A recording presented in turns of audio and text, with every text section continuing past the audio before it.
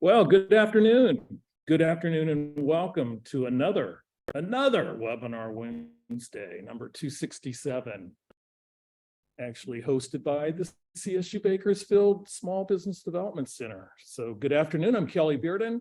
Really excited today, really excited about our topic, business succession, the story of success, all the good stuff that happens when people start and run an effective small business. So thank you to all of our sponsors today, which brings us to March 15th, 2023. Another number of bulleted items, but of course, since we have a father-daughter combination in here today, I have to mention today, March 15th, is my son's Jack, his birthday. Happy birthday, Jack, 38 years. And he doesn't get a bullet, but he gets a mention. And he lives and works in the Silicon Valley. And today he is grateful that he did not bank at Silicon Valley Bank. So happy birthday, Jack. And we will talk about a little bit about the bank failure and a little bit about the significant and meaningful inconveniences to small businesses and a lot of people because of this. And maybe a tip or two on something you might want to consider moving forward with your banking relationships. Disaster loan updates. The weather-induced disaster loans are just about everywhere, it seems like. We have one that has a deadline for tomorrow from earlier floods that started toward the end of last year. And now there's another disaster declaration moving forward for the storms in March, but we'll talk about that in a couple of moments. But really the highlight today is building a successful business and passing it on. Isn't that really the ultimate goal when you start a business? So we'll be looking at every aspect of that today with our special guest, Tasha and Morgan Clayton. Our Capital Quarter will look at some investment opportunities for small businesses. We'll also look at some of the key relief programs, the business news and info. We're all here in 2023 on Webinar Wednesday. Really encourage your questions today. So go to the Q&A box. We will have our producer, Maureen Busher-Dang, working the chat box for any of the resources out there that you can grab. And also, no poll today. So disregard it says and a poll. It's and no poll today. A lot to go over today, so let's get going. Start with some of the key relief local programs. And the County of Kern Micro Grant Program, which is that $2,500 grant for really the smallest micro businesses, the ones that operate out there. It goes back to $50,000 and less in gross sales for year 2019. It's still open. So if you know of anybody or can find somebody that would really benefit from that grant, our smallest and oftentimes our neediest businesses, there's a number of resources that are out there, and this is the best one right now for at least another month or so. It seems like we've talked about the employee retention credit beyond comprehension. And yeah, so we'll just quickly mention it again today. It is open. Again, our biggest advice we've been given for several months is to contact your financial professional, your CPA, your enrolled agent, your tax professional, somebody who has an internal working knowledge of your particular financial system. It does involve amending returns at this point, but it is quite lucrative for a lot of businesses moving forward. But having somebody, your tax professional, really work on that or at least guide you through that process, I think is still incredibly important. Our FEMA SBA storm disaster, so FEMA and SBA have disaster loans that are available. Again, there are actual physical damage loans, and those are going to be due tomorrow for the first disaster that started the last week of December of 2022. So you only have till tomorrow. That's a hard and fast deadline. If you were impacted by any of the floods or slides or other events that happened, we'll talk a little bit more about that, give you a little more detail. The city of Bakersfield has an entrepreneurship program coming, a grant program that we'll have details on very soon, so stay tuned. The California Dream Fund, last year here at our Bakersfield Center, we worked with 57 local businesses on going through some training, some consulting, a business plan preparation, and then applying for a California state grant, part of a $35 million program statewide. That program is over now, at least the first phase, but we're hopeful. We're hopeful that it'll be back for a 2.0 version, and meaning that the program will be extended into 2023. So that'll be more information that comes available in the next coming month or two. So stay tuned for that. And also, you know, we've been talking a lot over the last period of time about all this money coming from the U.S. Treasury to the state of California through the State Small Business Credit Initiative, that wonderful acronym SSBCI. And really one of the components of that, almost $2 billion was this little pool of money. I say little, $200 million isn't that little, but it's money that is available to a certain select group. And I asked again yesterday, but I cannot get an answer on this. So hopefully we'll get some information on this. We'll talk a little bit about this more moving forward, but let's talk about the storm relief grant first. Again, property damages from the floods that happened, mostly floods, but there were slides and other weather disaster components of it. And that started December 27th through January 31st. It's the winter storms that involved that kind of first wave back then, not the most recent wave. That's going to be something different, but there are the counties that are actually covered: Alameda, Amador, Calaveras, Contra Costa, Mendocino, Merced, Monterey. You can read the rest of them. Kern's not there, so we haven't talked about it a great deal. So last week, SBA announced that they had paid out over $50 million in disaster assistance, and that is in the form of disaster loans, of which about 86% of those went to residences and about 14% went to businesses. Now remember, the March 16th period is for physical damage. Water ran through your house, a mudslide slid into the back of your office, etc. So keep that in mind. This is for the physical disaster component of it. There's also an economic injury component of it if your business has been impacted. And that deadline isn't until much later in the year. This could be something that's lingering for a lot of businesses that really you don't know now what your economic injury damage is going to be. And that is similar to the economic injury disaster loan, the EIDL, the COVID EIDL that many of you went through. Similar type program, just a different disaster. And there's some information, the SBA disaster office, you can email them, their call center in Texas.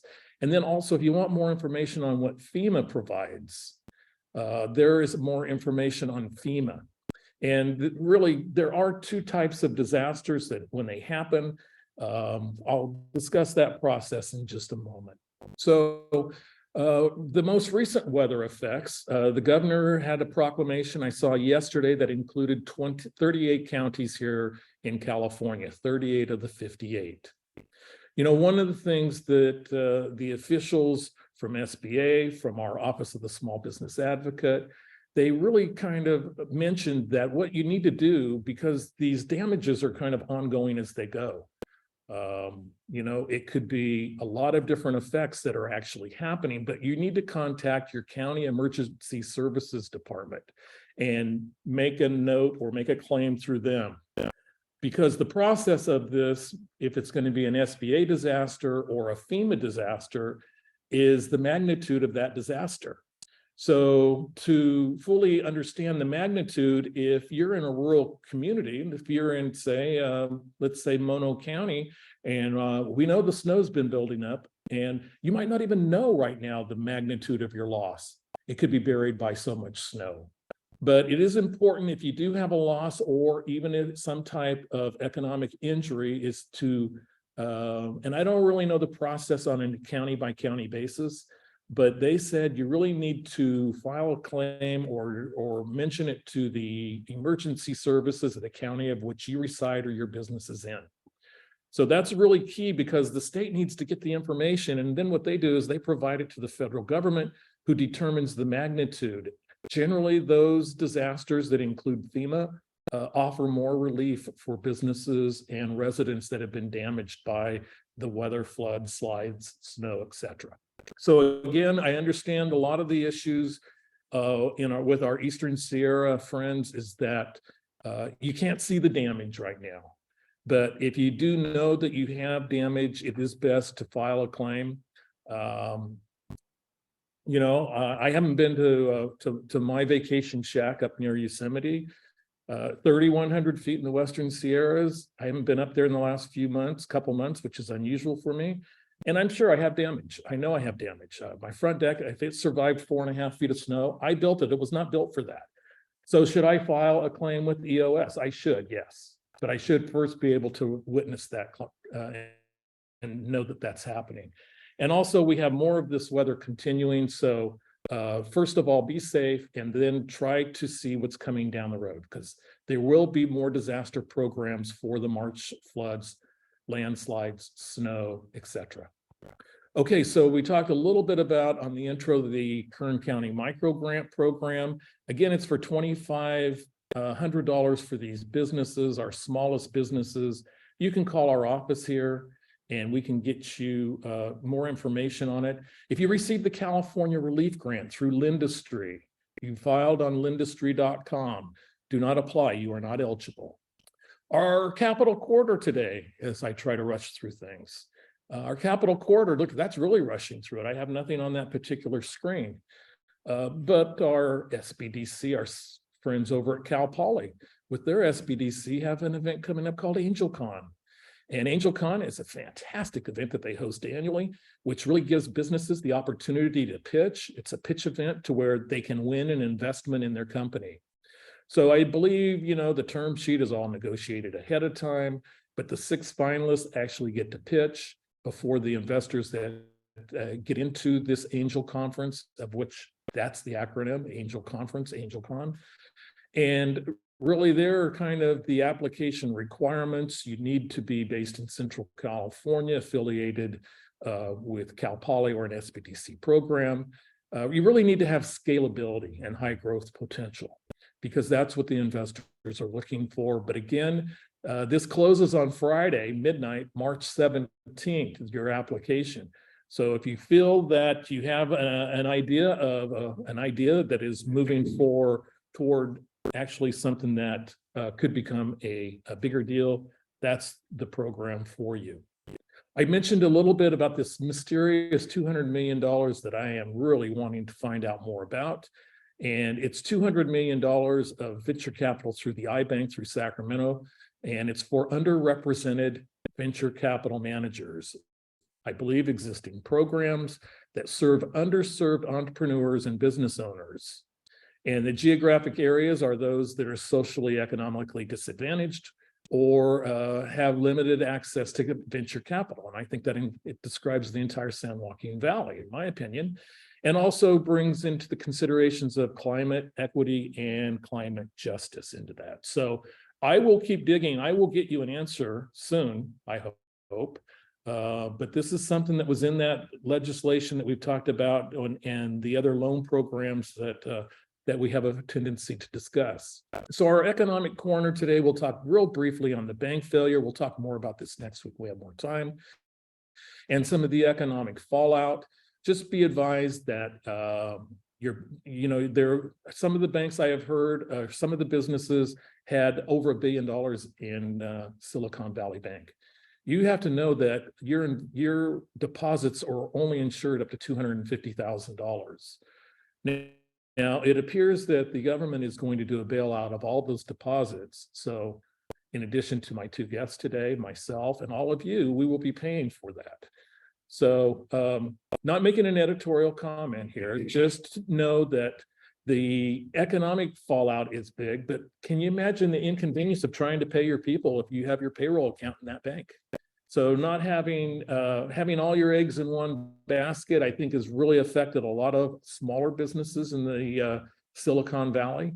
And really, as they scramble to open up accounts and move money in to pay their people, just the minor things of paying your people. All the payments that happen electronically online nowadays, it could affect a lot of the money that's coming into them. And the cash flow ramifications can be enormous. So let's just leave it at that for this week and move on. There's a hotline that we're going to let you know for HR content. It is through, locally, it's through America's Job Center. And they have a hotline for employers that they established last year. So it's a good resource for free information. They do have their disclaimer there. I will tell you, I have not vetted this hotline. I'm telling you about it before I'm going to go check it out myself, but I will be checking it out. So the SBDC can help your business and all of our tools. We added another toolbox. We put in our YouTube channel in there today. And, our YouTube channel is a place where you can go and find this webinar in a couple of days, and also a resource where you can go back on events that you might have missed, Wednesday events that you might have missed in the past. So it joins our live planning and SBDC Net, our cash flow forecasting. There's a few of our favorites that we have. And coming up on our community calendar is the Bakersfield Women's Business Conference on April the 27th. I'll try to have a better slide for you than this one next week. But that's for next week, okay? Today, it's a pleasure to bring in both Morgan Clayton, the CEO and president of Tel-Tec Security Systems, Inc., and his daughter, Tasha Clayton, the general manager. And what we're going to discuss, they're going to have a great discussion here in studio, I like to say, on the passing of the 41-year business enterprise to the next generation. This is really exciting for me because I get to talk too much about business failure. And when you have really the ultimate success, and it couldn't happen to nicer people, it is fantastic to talk about, and such a dynamic process of passing a business on to the next generation. So I am going to bring in Tasha and Morgan at this time and let you two take it away. Thank you, Kelly. Hello, everyone, and glad to be here today. And I'm Morgan. Obviously, this is Tasha, my daughter. Hey, we want to talk about this journey, and really what I'll do is kind of get a little history and then really kind of defer over to Tasha so we can talk about the real experience of what she's going through. Basically, back in 1982, started Tel-Tec with the idea of people do business with people they know, they like, and they trust.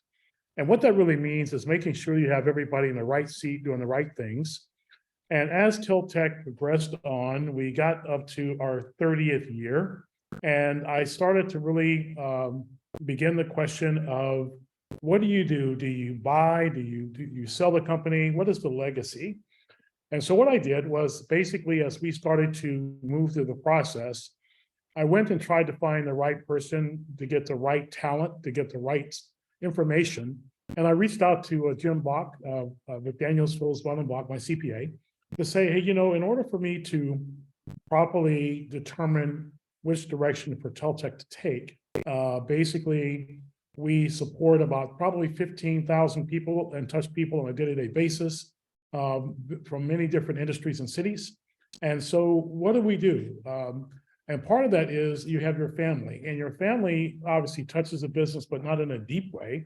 But in this case, what do we do? So I reached out to Jim to get the framework of how to begin the process of how do you take a family through learning to see if it's a time to sell or a time to create legacy. So what I'm going to do is defer over to Tasha so she can kind of talk about what she experienced that I took them through, and then I'll come back after she's through to give you some more pointers. Okay, sounds good. Thank you, Morgan. Hi, everybody. I'm so glad to be on the show today. It's so great to be on the other side. I'm a true fan, and I'm always logged in to get the awesome updates from Kelly. So thank you for being on. So yes, as Morgan said, the whole process of succession planning for us started more than 10 years ago. And I think the fun thing about it is you never know what you don't know until you know. Because it was never my plan. When I left for college, I went to Pepperdine University, studied psychology. I never thought I was going to return to Bakersfield. I never even thought I'd see myself working in the family corporation, because at the time, my brain just always saw it as something that my father, that Morgan, did. So fast forward, the role at the time, his CFO, who is now retired, Pat Bearden, was very instrumental when I returned to Bakersfield, because at the time living in LA was just a little overwhelming and I still wasn't quite sure what I was going to be doing. Pat Bearden was great. He was like, Tasha, people, you need to get in HR. Where business is growing. You need to come in. At the time, you need to mentor with Holly Colhane, who at the time was running PAS Associates, probably giving a couple of name flashbacks for a couple of people here. She was great too. So between that mentorship at that time, which really, you may not even realize, succession started from the moment I was introduced to these relationships with these people. getting involved, understanding what certain roles were, and then coming to find out I absolutely loved HR. I started the program for HR. And when I first went back to Tel-Tec, actually, before I even got into HR, Morgan had me start as a customer service rep, driving around a little service truck, going and teaching individuals how to use their systems, because he really believed in joining with the people, getting to know the people, and allowing the trust. As he said, people do business with what they know, like, and trust. And he ingrained that in us, even as children coming into the business, that even though your last name is Clayton, you need to earn the trust and respect of employees. And that's still something that stuck with me. So moving on to that, from working then in HR at that point in time, that began the trajectory of being immersed with Pat Bearden at the time, the CFO, understanding the importance of finances, bank relationships. And Pat Bearden was actually the first one who actually wrote out the beginning of his retirement plan, what that was going to look like. Morgan's retirement plan, what that should look like. And we'll get into that, because I say should, because that's why we had to get Jim Bach, the coach, because this guy right here, when you're the owner and you're the founder, you're not going to move too easy. And that's a whole another emotional process that we had to go through, and we're still going through, because this company runs through his veins. It's his baby. It's what he created. So it's not something that you just hand off. It's something that you have to feel comfortable with the process. So I'm going to pause here to give it back to him, just to kind of give you guys some feedback of then now, when you went to Jim Bach and then Jim Bach became the coach, it wasn't just a coach relationship. Even for me, he involved the team, and how important it is to involve everyone the entire time, so everyone knows what's going on. And when I say team, I'm talking about our top level leadership of about 7 people, which was also kind of odd, because at the time I have 2 brothers, younger brother and an older brother, and the older brother was not working in the organization at all, but he has history with the organization. And when he was in Bakersfield, before he left to go pursue his own music career in LA, he did work with the organization. So it was recommended by Coach Jim to bring Kevin back into the process, which was definitely odd for a lot of employees of, who is this guy? Some knew him, some didn't. And then my other brother, Tyson, who's in charge of IT development, he's the vice president. He lives in LA, but he works remotely and plays a huge role in our vision casting of what we do as far as new product development based upon things he's learned. And even when he went to Europe, a lot of the new things we do now are based upon his exposure of communication development in Europe that he learned. So it's very important to bring an outside person in as a coach, so the family dynamic doesn't get convoluted, and you can allow that respect, that accountability, and also those outside eyes to help you see what other people are seeing and what they say, because employees get nervous. And that's one thing I didn't see and realize till later, but they do, especially ones who've been with you for more than 35 years, wondering, okay, what are you going to do? Are you going to go off with your brothers? Are you going to move to LA? Are you going to be here to take on the legacy? So anyways, you guys can see I like to talk, so he might not pass it to me again too. I'm trying to, but I'll give it back to him so he can talk about what that process was like with him and Jim, because I wasn't brought in until this book, literally a book, was made for us to follow. That's okay. I really encourage her to talk a lot, so you can see she's a true Clayton. We love to talk. Basically, here's the quick framework of what happened with Jim. I sat down with Jim and said, Jim, look, I really need to really be fully transparent and honest with my family, with my customers, but I don't know the framework of it. I don't want people to misunderstand that I'm just walking away. So the first question is, and Jim and I talked, and the real question is, if you walk away, first question to a business owner who started their own baby is, what are you going to do with that second chapter? How are you going to fill that time? Because a lot of people don't have that pre-planned through.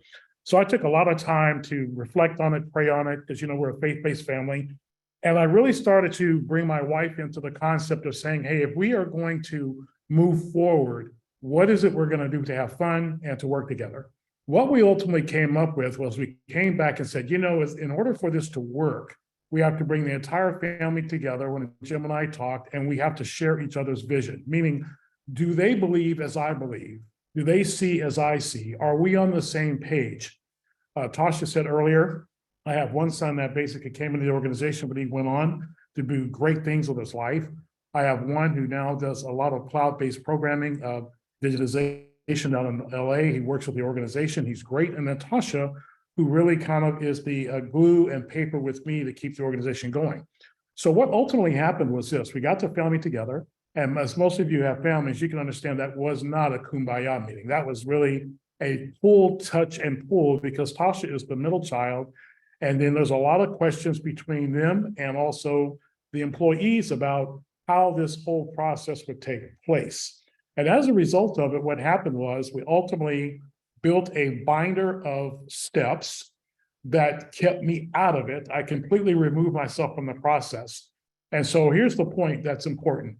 My vision and what I believe is Tel-Tec do business with people they know, they like, and they trust. My family, my business is ingrained in that. But then I said to them, you have to form a brand new vision. It can't just be my vision going forward. You have to believe and create your own. So I'll defer back to Tasha to let you know what that vision ultimately came out from the entire group of family and business, leadership management coming together for about a 1.5-year process. Even though it took 10 years, I slowly built it because I wanted it to be done right. Here's the key thing. One takeaway today you want to have is everyone must be in their own lane, right seat, doing the right thing to get the right result. You cannot jump over in the lanes just because you're family members, because why? People don't want to be told what to do. They want to live their own lives. And that was what's most important to me. So let me have Tasha talk about that process of the building the vision and what that looked like from the inside out, so you guys can get a feel of that real quick. Perfect. So I will definitely jump into what that process was like in building the vision through this legacy succession handbook. But before I do so, I want to pause to say one of the other very important things that was a part of this process was Morgan had sent me on a journey to meet with those individuals that he had relationships with, that he felt I needed to establish relationships with. So talking about banks earlier, so who you do business with your banks, probably multiple banks, different accounts. As we heard, your FDIC is only 250, right? So you got to make sure you have multiple, have multiple relationships.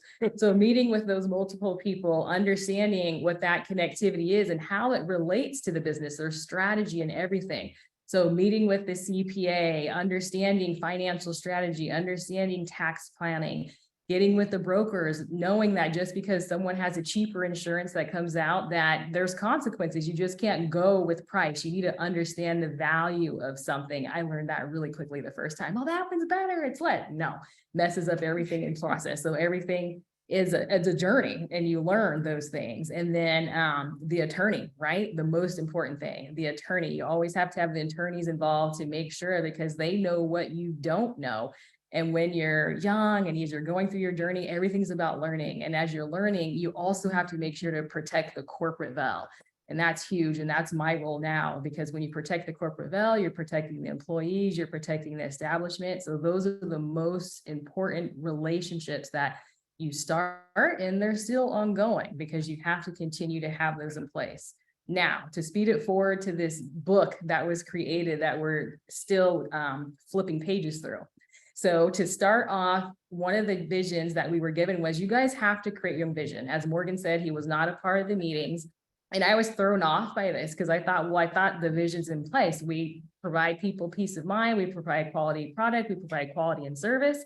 And they said, yes, but that was the 1982 vision. And as we move forward, what does that look like? And it wasn't a vision from Tasha. It wasn't a vision from Tyson. It was a vision from the group. So we have this collaboration of 10 people in a room for multiple days with this coach, of going through ideas of, what do you feel that you do well? What do we need to do better? What do you really think is our focus for the future? So, and it was tough and it was grinding. And this is when my brother, Kevin, who's actually not involved in the business, actually was a part of this process too, just so he could see, because this was also his opportunity to see, where really do you want your place in this? Do you want to have a place? Do you want to have a place from the outside, and just to hear what's going on? So then that way they're a part of it the whole time. So as we sped forward through this process, it was interesting, because the employees had opinions, and they wanted to make sure that they worked for an employer that they agreed with the vision going forward. And it was very interesting and learning and humbling, and also very grateful to hear, some of the things that Morgan put in place that they wanted to carry forward. And one of those things is philanthropy. We all know Morgan's a giver. He's always instilled in us in the organization that freely you receive, freely you give, and what you give, you put back into the community. And it wasn't from me who said this, or even my brother who said this, but the employees at the table who make up our core group was like, our legacy needs to continue the philanthropy that your father has had in place for all these years. And I was like, wow, of course, it makes sense. Of course, we need to do that, right?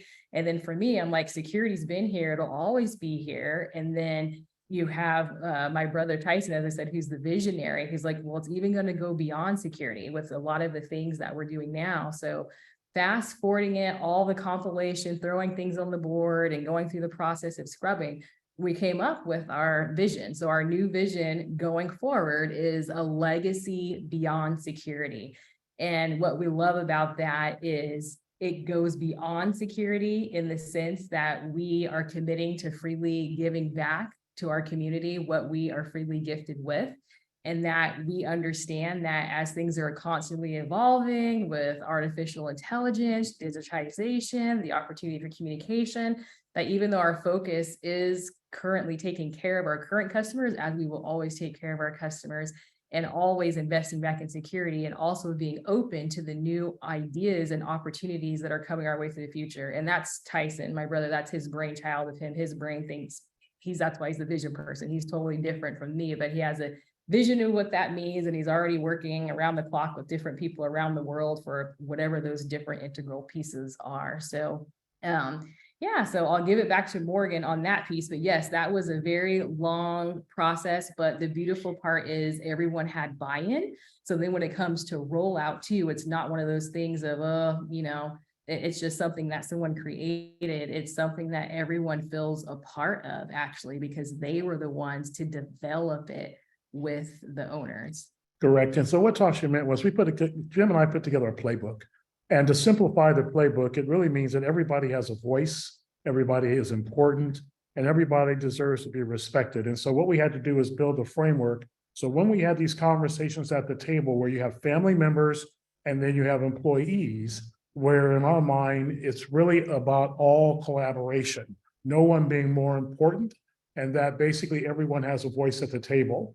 And I was absent from that so that it wasn't a power broker, meaning if I walked in and said something, it became what needed to be said. And what I need to do is remove myself, because at the end of the day, what it really boils down to is, if you're going to continue a family legacy and pass it on, you need to feel comfortable that your baby's taken care of. My baby's an adult now, she's 41 years old. And so I'm always going to have that baby with me. And so the goal becomes, how do you celebrate it? And so how we celebrate it is right person, right seat, doing the right thing. And we've built this collaboration of opportunity in this playbook, and the playbook never stops, because every year we revisit. The most important thing is everyone in the right lane doing the right thing for our customers? When I'll give you this real interesting point before we kind of defer back to Kelly, because he may have some questions for us. When we started going through this process, much like all of you, we had COVID. And what happened with COVID was a lot of people basically were basically shut down. We became exempt. And what I had to do was go home to the family and explain, look, we have people who have their assets out there, their families out there, and they depend on us when they're sleeping to do our job, to work with law enforcement, the fire departments. And so we're not shutting down. And so I went home to my family, and basically, and I'll let Tasha share that story with you for a minute, but I was pretty specific. But the goal was, let's talk about that transition, because what it gave this whole conversation an opportunity was true leaders had to step up. And this gave them another way to connect to the vision and showing what leaders do when things go into crisis, as opposed to always being profitable. Right.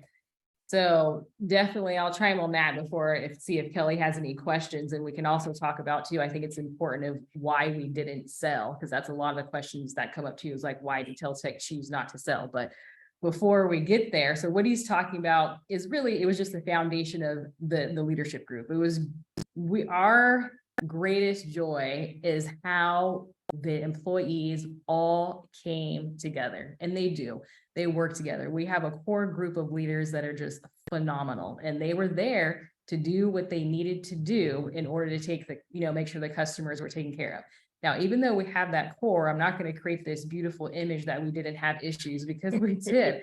We had an attrition of about 34%, which is huge when you're coming to do the work every day. And then people are leaving, people were moving out of town, people decided to go out of state, people decided that they were scared and they just didn't want to be present. There were so many different things to go through, but honestly, when we came up with a plan, it's really the employees that made it work and make it great. And I just give all my respect to the employees, because I know we're only as good as our employees are. And the strength that we have is because we have a great team. So before I give it to him though, really quickly, so it comes up all the time. And Morgan had even asked, do you guys want to sell? Are you guys done with this? Like, are you up for the challenge? Because it's no joke to be able to run a company in California and understanding all the different rules and regulations. And it's not just one corporation. We actually have several corporations that all merge into one, and it's one organization here locally, but there's different entities, and you have your different S Corps, your C Corps, and understanding how things work, and then your trust and your stocks and all these different things that could take into account. And for me personally, I know when all the siblings got together, we know that we had the privilege of choice. We grew up, as he said, 1982 is when they started. I was 2 years old. I always remember this business being present. So I don't have kids, I'm not married, but both my brothers have children, they're married. And what I want to give their generation for their children is the choice that I had. I was able to get an education. I was able to do so many things because of the freedom of the work that my father had put in. And I am grateful. And I feel that I owe that to the next generation. And I also love the idea of carrying the legacy. And of course, the threat from our mother, who said, I didn't sit around and sacrifice for nothing. You kids better take this business on.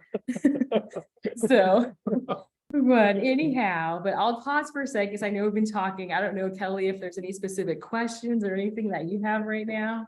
Oh, I could ask questions all day. But I guess the first one would be, it is such a journey you've both been on, and it's such a detailed process going through that succession planning and the legacy handbook and all that. What was your favorite part of that particular process? I'll leave it on you. Wow. Honestly, for me, my favorite part of the process was I did not think the employees would buy in like they did.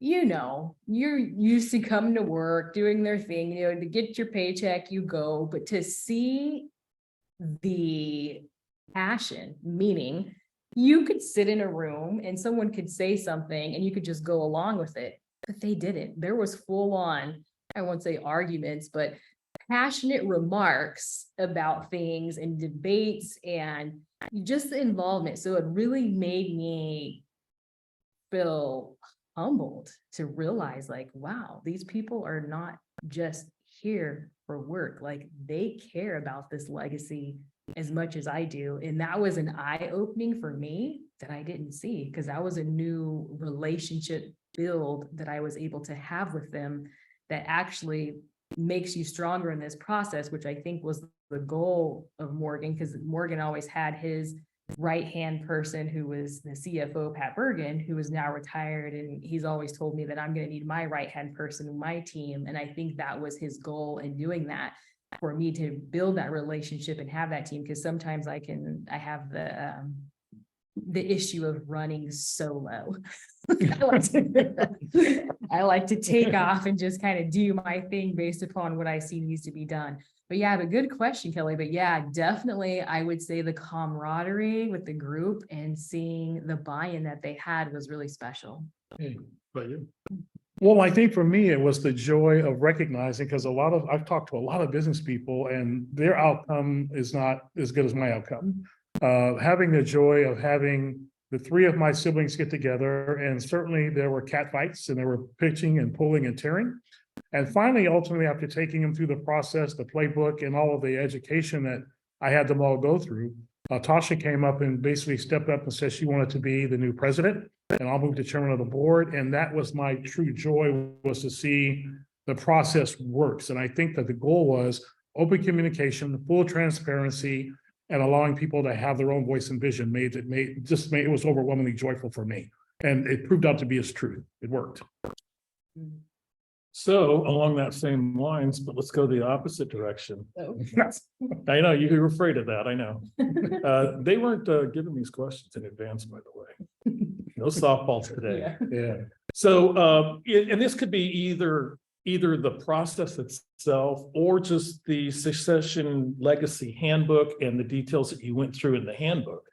So what were your maybe least favorite aspects of that? Okay. That's a good one. Least favorite aspects. First of all, how thick the book was. Yeah. Well, I think honestly, the tough questions. I'm not going to lie. It was very difficult in knowing that you have a family who our family is very close and you don't want to create any type of rift in the family, of asking the difficult questions of knowing where are we going, because the CPA and attorneys will recommend things of how, the current ownership will be put in place based upon decisions that the kids make, so that the kids can't put the organization in any type of volatile situation if someone decides to do something different. And my whole least favorite thing was just those tough conversations, because it got a little awkward, right? And it was uncomfortable, but the ultimate point is to have the breakthrough, and we were able to get through that. And that's why I say you have to have a coach so that things don't get out of order. But I think the delicacy of having family and a business, and even though it's a business, but yet you're still family. And like I said, I value family. That's one of my main number one values. So that was my least favorite, but it was also the most rewarding, because at the end, when you get through it, you understand, as Morgan stated, your role, your lane. And when everyone agrees to that, it's a clear pathway and there's no confusion, and it allows for direct questions. So yeah, I think that would be that piece for me, Kelly, just the touchy part. Okay, and I think for me, I think what's really interesting, the toughest part for me is the law of belief. And that is, when you look at, I raised my children to be very independent, meaning very outspoken. They're all very, very independent. And so when you bring family members together and you're talking about full transparency and legacy, most of us who are parents realize there's a power position of who do you love the most and who do you love the least, and how do you rightly divide all that flavor and come up with the right passion. Well, for me, I think the toughest part was to separate the fact that it really wasn't about family. It was about, do you want this business to continue? And if so, who is the right person to lead it so it truly can lead? Because I've had so many of my business friends who have put their children into positions where the kids, by way of simply saying it's mom or dad, did it, but they had no heart to do it, and ultimately failure. But in this particular case, I think that the real pressure point for me was digging really, really deep and saying, if I were not there, who could lead properly? And it was truly difficult as a parent to move love aside and then let hard love come in to pick the right person. So I think it was picking the right person, as opposed to, and most of you out there know that typically I have two male sons and one female. So you can imagine it was 2 against 1 sometimes. And so I had to zip my mouth when they were pounding on her with tears of flesh, but at the end of it, she held her ground and it came out. So the toughest part was just keeping silent while the process evolved. That was the toughest part. That's fantastic. Well, you mentioned selling. You mentioned selling as being one of the options if you didn't have family succession. What were the other options? Would it be continuing to run it and continuing to work, which you maybe didn't want to? Maybe looking at some type of employment ownership? Did you really explore any particular options other than the succession route? Yeah, I looked at ESOPs, which would be the opportunity for the employees to own the company. I looked at that. I know that Pat Bearden, who was kind of my partner in crime, retired out, and others. And what I realized was that security was transitioning to a whole nother level of platform. And so I looked at that and said, no, I didn't want to go that route, because the real question is, you have to have this real power leadership group in order to do that. The second was, Kelly, I looked at breaking the corporation up, where we had the construction division, the monitoring division, and you had other basically extended remote locations. And the question was, could I break them up into small pieces and start over? And ultimately what it boiled down to, and I'll be quite honest with you, it was the voice of my customers. It was the customers are at Tel-Tec because they trust Tel-Tec, ultimately me, to do what needs to be done. So what I ultimately said was, I had to trust myself to ask my family, the Clayton legacy, the Clayton name, if you truly believe that people do business with people they know, they like, and they trust, let's be honest and trust ourselves and say, let's ask the hard question, do we want this? And if not, be honest with our customer base and say, this is our direction. So I did go through all of the, what I call whiteboarding, to make sure that this was the right place and it turned out to be the right decision. Right. And then I remember at the time, like you said, Pat Bearden, his CFO at the time, was very instrumental in bringing that up a while ago, and even sitting me down to talk to me about, obviously, if selling's not an option, do you even want to maybe just run one of the corporations instead of both? I think everyone knows we have our 24-hour monitoring station, as well as the installation side, where you just focus on the monitoring piece, and even monitoring for other alarm companies, which we currently do, but also just expanding that and maybe not focusing so much on the install side. So there were several different options that came our way. But I think just after the full balance and looking at the full spreadsheet, it just made sense to continue as we are. But yeah, so several different things that come your way, but that's why it's important just to begin the discussion, things that I would have never even thought about or even processed on my own. And I think one important thing that I think is also important, Kelly, that you need to know is sometimes it's time to celebrate and let certain things go.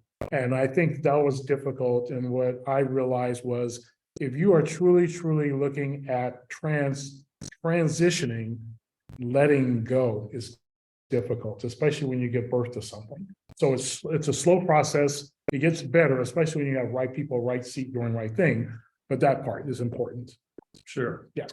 Well, I can ask questions all day long, and we do have a question or two in the question box, but go ahead, and here's your opportunity to get some real background knowledge about the business succession process. So hit the Q&A box. My next question is going to be dealing with maybe moving on to the future now. Now your new roles, now you've gone through the planning process and you're going to that next particular role. What opportunities do you see in your line of work, and how are you going to process those opportunities, those bigger decisions moving forward? Well, I think this is this is the exciting part. Well, I think that Tasha can talk about it, but my son Tyson, who is very deeply involved in cloud-based digitalization, has basically, he's got a 5-year plan. He's out there, he knows. He's bringing to us every day strategies that will make it more cost-effective and easier for our clients to access us through apps and all kinds of other things. So for me, that part is in play. I think that the vision forward for me is my role. Tasha will talk about her president's role because she has a new vision. I'm looking at really more the idea of business development, which is really engaging opportunities to bring small businesses in, acquisition companies, and really I'm excited about that, along with community engagement, which are all the boards I currently serve on, to even take a deeper role with them to bring some of the things that I've learned that will help make other small businesses and the community stronger. So that's what my role will be. And Tasha, you can talk about your role as the president as of the 22nd this month. Right. Yay. So for me, everything has always been about relationship, passed down from Morgan. And I too am also very involved in the community and various boards. And so where I am going to be relying on is my right hand shoulder is going to be Tyson, my brother, the vice president of IT, because as mentioned before, he's very creative, and he's proven even in past pivotal moments where technology has changed. Just in my 20 years of being at Tel-Tec, the technology that you utilize to monitor an alarm has literally changed more than 10 times, which is crazy. So for some alarm companies, they say here today, gone tomorrow, because they weren't able to keep up with the path of change. So that's where we have been blessed. And I believe truly that everyone has a gift, and that has been Tyson's gift forever and always, that he even had approached my father, 10 years ago, for a major pivotal change that even Morgan wasn't ready for, because it was just beyond his scope of him and his work, and something that Tyson had created which we are still utilizing to this day. And he's always about creation of opportunities and new things. And one of the things that Tyson wants to bring back to the community, which I know we will, and this is my vision for it, is everything that we create that we bring back for a learning, like a Tel-Tec school, if you will, allowing Tel-Tec customers to allow their children to come to participate in some type of programming or understanding how we link code or how we put things together, whether it's making apps or making technology talk to our communication center, because we're really making sure that our communication center is strong enough to not only uphold what we currently do, to go beyond what we do to be able to service other people. So that's one of the things that we are really going to focus on in the future, legacy beyond security, of what else we can do, and just really honing in on the opportunity with communications is where the future is really going. So really focusing in on that. Okay, and also stay tuned. Many of you look at our website and you'll go, boy, that website is old as Morgan. But stay tuned, because what you'll be seeing is that's where my other son, Kevin, basically has been working with the social media side. We've been working on the website now for probably about 1.5 years, and we got some new dynamic things. So stay tuned for that. That'll be rolling out, but that's also bringing Kevin into the family loop of, he's a social media podcast expert in the family, and we're going to start rolling out a lot of educational stuff, YouTube and other things that'll be coming your way soon. So we got a plan and we're excited, but Morgan's plan is, again, I've accepted the fact that they're going to move into their roles. I'm going to be doing business development along with community engagement and coming into the party and helping them along what I can to keep framing everything up. Right. And then I'll give recognition too of the importance of being involved in community things and boards, because I will honestly say, out of every board that I've been involved in, it has allowed me to learn something to take back to the organization of where I work. So that's another important thing, is some people become so focused just on what you do in your own place. You really have to make sure to branch out and be a part of things with other people, because don't miss out on the opportunity to be taught by others. And I'm also a part of other groups, business groups, where you're constantly learning even from other people going through succession planning or other business owners, because it's vital to be able to have that sounding board and to be able to have someone to refer to when times are tough or you just have questions. So for sure. All right, Kelly. Okay, let's start with this first question we have here. It's great to see you start the process so early. Do you have any recommendations for a company that is starting the process really late in the game? Father, mother, daughter, son-in-law, and no siblings. You know, if you're starting late in the game, I think the key is going to be to really identify very, very early if these the children, or wherever your lead path is, has a shared process vision that you feel. And I think that once you feel that you have a commonness in your vision, I think the real key is going to I'm going to really just pounce on this, the playbook. The real playbook is really identifying what are the roles that everyone, excuse me, what are the roles, what are the pathways, and what are the lanes for everyone? So I think that in your case, because you're late, you're going to need to identify your vision, your pathway, your lanes, and really get this buy-in to say we're all on the same page, and then aggressively move forward to finding a solution. You're never too late because you're not gone yet, but I think you just want to make sure that there's full transparency so you don't have a train wreck where you want to have a soft landing. I think that's a good tip. And I think that, you know, never to be hard on yourself, because it's never over. And sometimes when you think that you're too late, you're never too late, because I think it's already started before you even knew it. I think a lot of my training started before we even were into this word of succession planning.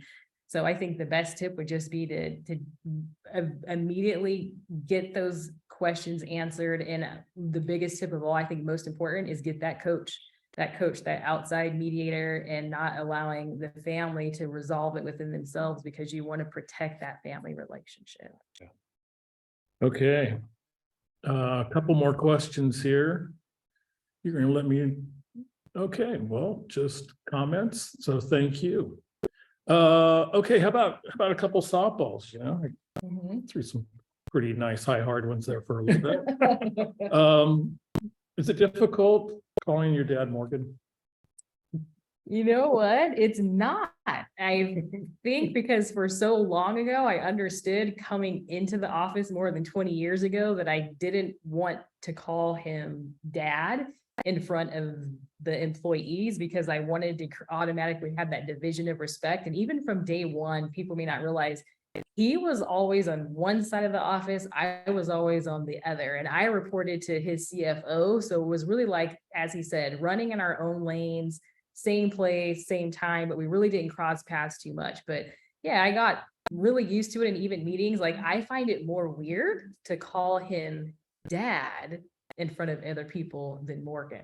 But of course, when it's after hours and we're home, Morgan never comes out. It's always dad or, the beloved nicknames, of course. But yeah, that's something that just came natural. Yeah, I started calling my mom Ellen, which was her given name when I took her to the doctor once, and the doctors all referred to. She never went by that, but it's kind of fun now. It's kind of fun. So I guess my second softball is, gee, you look great. Morgan revealed your age reveal. Is he in trouble now? No, not at all. I just celebrated a birthday this week, like your son. Woo. So I'm like, yeah, I would just have to age with grace, right?